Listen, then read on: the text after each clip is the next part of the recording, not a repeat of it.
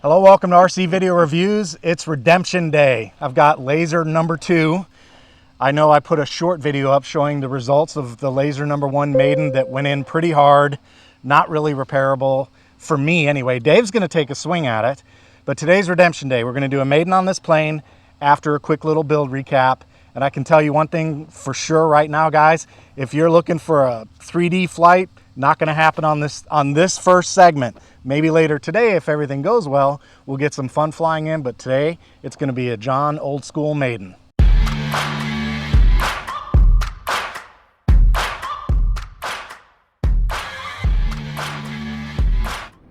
After the first laser went in, I replaced it with an ARF and I took all the electronics, motor, ESC, servos, out of the original, put it in a new one, and I used a different receiver and a different over-the-air protocol. Because I don't know if the over-the-air protocol had anything to do with the last crash, I'm not gonna identify the technology I used in the first flight. This time I'm using a D16 receiver and it does have a stabilizer, although I won't be using the stabilizer during the Maiden. So Dave's gonna pop the canopy off, we'll take a look inside, I'll give you a quick build recap and we'll get this thing up in the air. All right, yeah, this is the same exact airplane. Exactly, same exact, it's the same thing. It's as if we had that, the plug and play. Yep. So when we did the video, we were talking about the safeties for the wings. Yep. That we would add a little piece. Well, right. we missed these tabs. That's right. what those tabs are for. Yep. So those tabs, if you're, go ahead and bring the quick release up and show them. So that quick release is up, right? Like Dave has it. That tab will not set down in its spot. You can't get the canopy on correctly. It's going to resist. Yeah, it just, there you go. There you go. can't push it. And if you push it hard enough, it'll latch the wing. So that's very smart. That was actually smarter than what we thought we would do. Yeah, Dave and I both missed that one, so we got to give credit to Skywing on that quick release. And beautiful. I know there's some people talking a little bit about the quick release servo connections. All I can tell you is they fit very snugly, and they're using the actual servo connections just like you'd use if you had an extension, but the servo, the receiving side, is embedded in that plastic. So it's not like you're relying on some weird 3D printed part for this to work. It's the same thing that you would have connecting a normal servo extension. It's the same connection. It's a normal 3-pin servo connection. So for those of you who are concerned about that, I'd say don't worry about it. It is very good. I took the other ones apart. I was impressed. I liked them. At first, I was not really, okay, whatever, but yeah, I like them. They're good. Yeah, I know some people are not a big fan of those the servo quick releases, but these are pretty decent. And then also notice that we've got the XT90 hard mount on the deck there. So that's XT90. And then one other thing I'll tell you, I tried to put a 6L4000 and it just was not enough weight. I couldn't push it up far enough and get it secure enough for my liking. So I'm going ahead with the Liperior 6L5000. And with that one, it balances perfectly per the book right here on the center tube. So as far as the assembly goes, all I can tell you guys is that the parts from the plug and play were direct drop in, absolutely no problem. And just like the original plug and play, fit and finish on this plane is amazingly good. I have no complaints. I was able actually to bring the motor a little bit closer to the cowl because I had the ability to set this motor up. So I didn't have to use any spacers, but I'll just show you the spinner spacing between the back plate on the spinner and the cowl. I got that just a little bit closer than a plug and play, but that was about it. Everything else was a straight bolt up affair. All right, Dave, anything you have to add before we fly it? I'll try to record the entire flight this time so I don't lose my job. Remember, I'm on probation right now. So. And I want to do a Harrier too.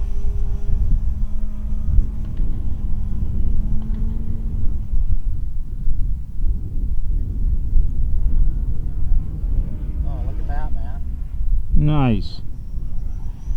Fly around a minute. Fly around a minute. Whoa, whoa, whoa, whoa, whoa, something's going on. Not good, the stabilizer, it's jumping. Don't stabilize. Oh! All right, let's get this thing up in the air, man. I have to do some relaxing here. So. There you go. All right, one last control systems check. I'm going to put it in high rates. I expect the elevator to come up, and it does. I expect the elevator to go down, and it does. I expect the rudder to go right, and it does.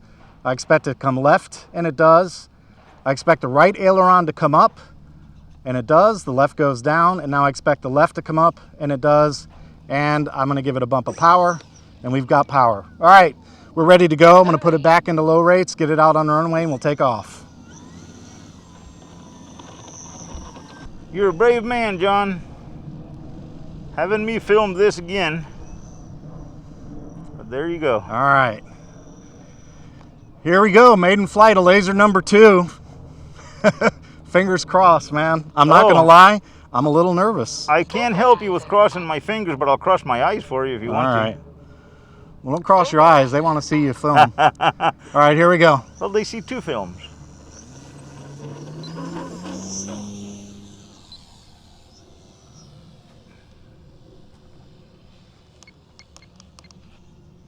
All right, I had need a little elevator, a little down elevator. I'm just trimming real quick. And there we go. That feels pretty good.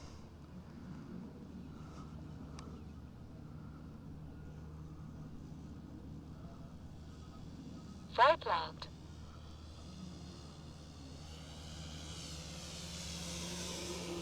Yeah, I'm still gonna trim a little bit more. That's not quite right. I need to do hands off and see what it does. It's calm enough to do a hands off trim. Yeah, that's a little right aileron there. There we go. And a little more up elevator.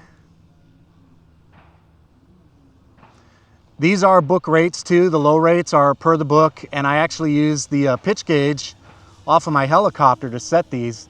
That is a really good trick too. If you're not aware of that one, it works really well. All right, I think we're trimmed out okay.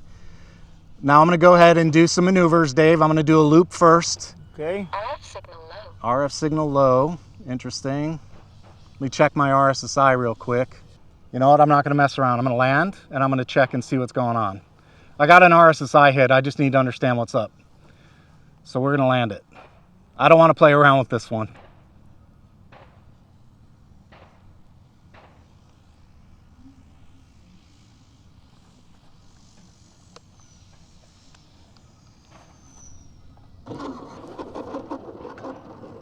All right, let's see.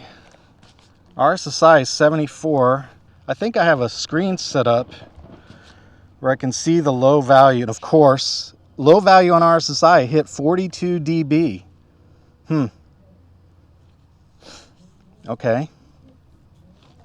That's a little alarming. 42 dB. I don't keep track of that with my 45 is an alarm. 42 is critical, but all right. I had an RSSI hit of negative 42, but I had an external antenna, the ELRS, right near the main antenna. So what I did is I took that off and I realigned my primary antenna. So I'm going to go ahead and reset the flight telemetry and we'll try it again. But now I'm on alert about this RSSI situation. I've reset my telemetry and I'm seeing 81 dB right now, so we'll try it again. But here we go, let's take off again. We'll fly around just a little bit and see what happens with the radio.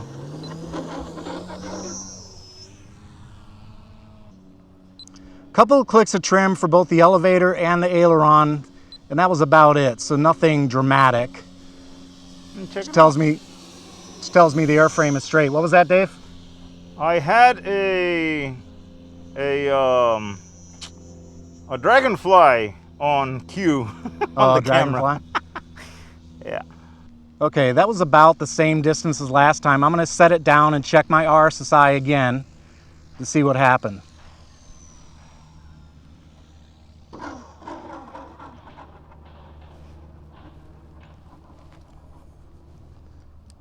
Okay, RSSI got down that time to 49.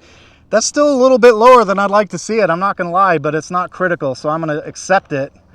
But that is lower than I'd like to see it. And I will show you the antennas. They are separated. I've got one aiming straight up and one aiming 90 degrees out to the side, so it's not an antenna separation issue. I'm okay with that part. So we're going to go ahead and finish up the Maiden.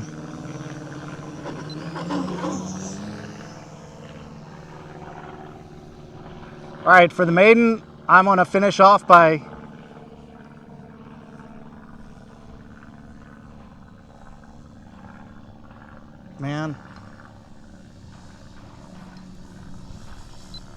All right, I have to land. Do you hear that? Something sounds, yeah. Yeah, just put it down as soon as you can, because something is clicking. Something's going bad. Yeah. Damn it. Okay, it's on the ground, and it's good. But yeah, something was clicking. Something went bad. Yes, man, this laser's cursed. I got some advice for you, dude. Lasers, there's something wrong there. I think you're cursed on the lasers. Let me do you a favor and take this airplane off your hands. And take it off my hands? Yeah, let me take it off your hands so you don't have any more issues with it, bud. All right, thankfully all the controls are there. It was basically what amounted to a dead stick landing, and it looks like the prop nut came loose off the prop, even though I've got a lock nut on there. So I'm gonna tighten that down, and we're gonna fly this plane again. Okay, yeah, remember this motor was on the crashed airplane. It went down nose first, so, all right. All right. All right, so we had a little good news, bad news scenario with the laser. The bad news was the prop nut came loose. All I can say, it's one of those deals where you think you have it tight enough, and apparently I didn't. It came loose, so I tightened it back up. There is a lock nut on there, and we did a little power test on the bench, and it seems to be okay. The good news is it gave us an opportunity to take a look at the plane. We did notice a little bit of trim situation we'll talk about after the Maiden's over. But for now, I want to get this airplane back in the air so we can finish our Maiden. So here we go, we're taking off again, left to right.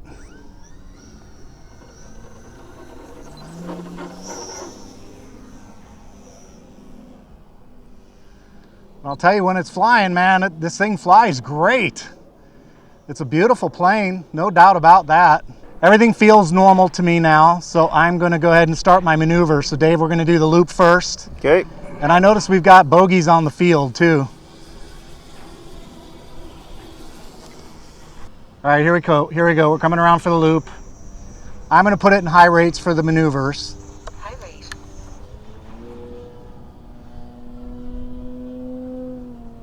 Oh, very, very nice. That's exactly what I wanted to see from that plane. Beautiful. Nice straight loop, and bogeys are out there, man. They're trying to take me down. All right, I'm gonna come around and do my upline test. So up 45 degrees, about 75% power and inverted, and a very, very gentle arc. So I'm gonna call that good. That means balance is in the neighborhood, so I like that. And then the next thing I wanna do is my rudder test. So on the rudder test, I'm gonna go straight up, under power, kill the power, and see which way it drops. So here we go, straight up in air for the rudder. And off power, let's see which way it drops. Straight down. Very nice. All right, one last thing to do is a stall test. So I'm gonna stall it. I'm gonna turn into the wind for that. Still got bogeys all over the field. So here comes the stall, just climbing up a little bit, power off, and there's a stall straight down. All right, perfect. That's it, man. That's the Maiden. I am not falling for the same trick I fell for last time, which is messing around with the plane. It's coming down. It's going to get a full inspection, and then we'll go fly it.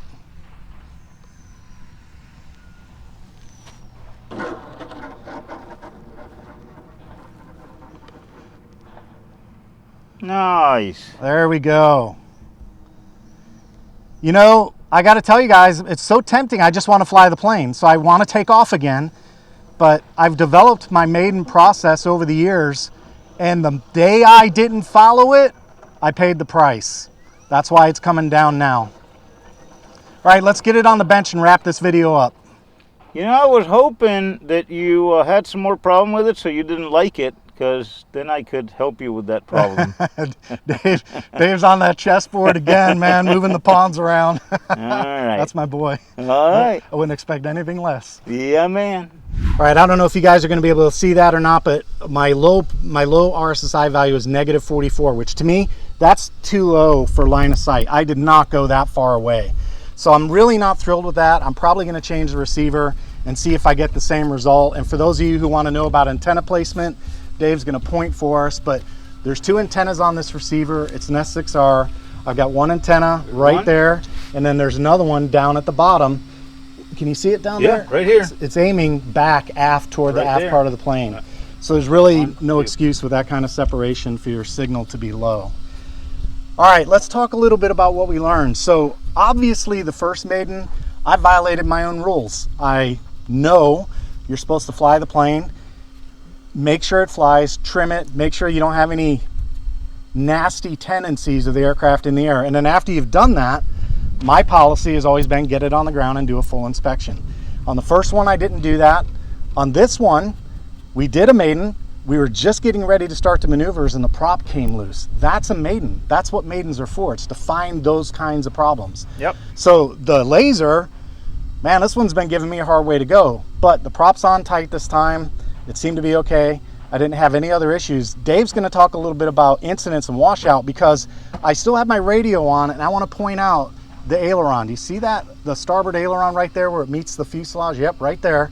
There's a little couple clicks of down. And then if we go to the other side, you'll see the same thing. We've got the reverse situation, obviously, with a couple clicks of up. Now, we know we did a longitudinal balance test, and that was after the initial maiden, after the first segment, right?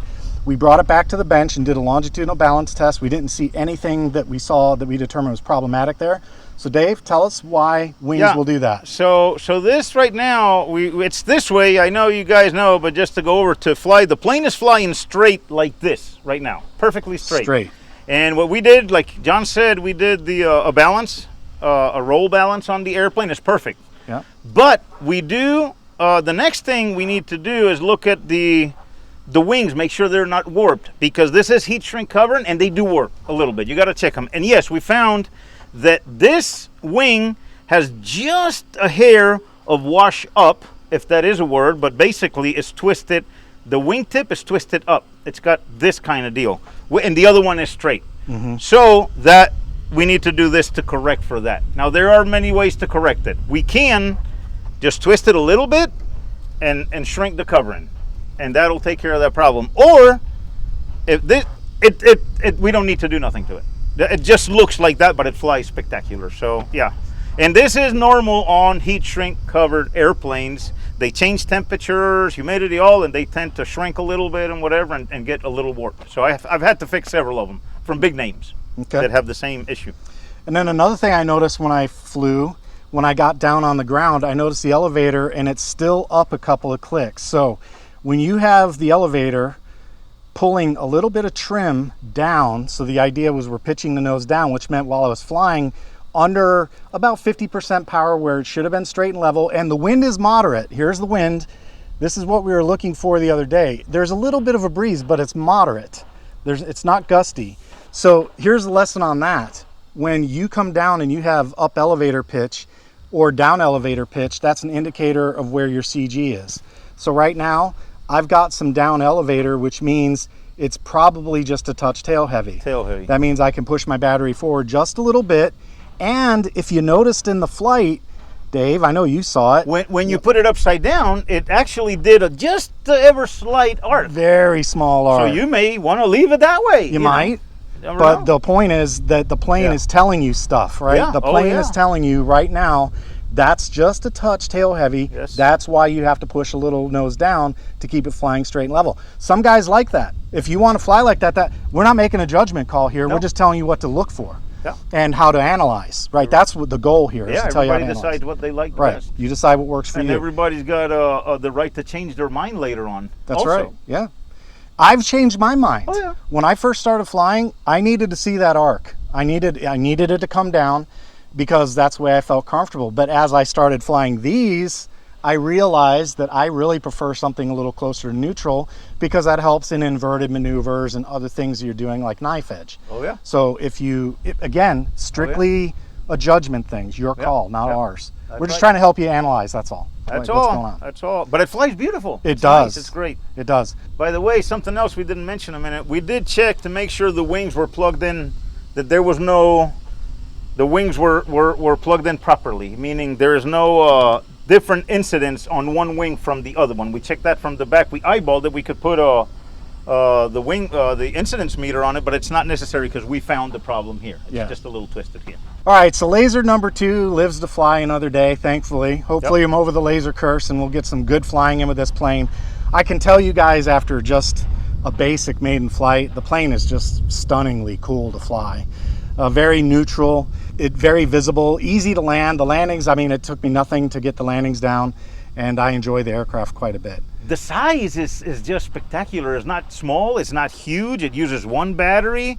And because of that, it's maybe lighter. The wing loading is lighter than like my 73 inch because it uses 2 of those batteries. Yeah. And if you put them side by side, which we may do later on, we should put them side by side. They're almost the same size. This is going to be a hit. This size airplane is great for anybody. I agree, man. That's a great point that they brought up, because I can tell you, after flying 73s and 78s and 85s, they're more work. They're a little more cumbersome. They're heavier, dual batteries. He's right about that. Yep. This is a single battery. It's a big 6L 5000. That's what I needed to get it to balance.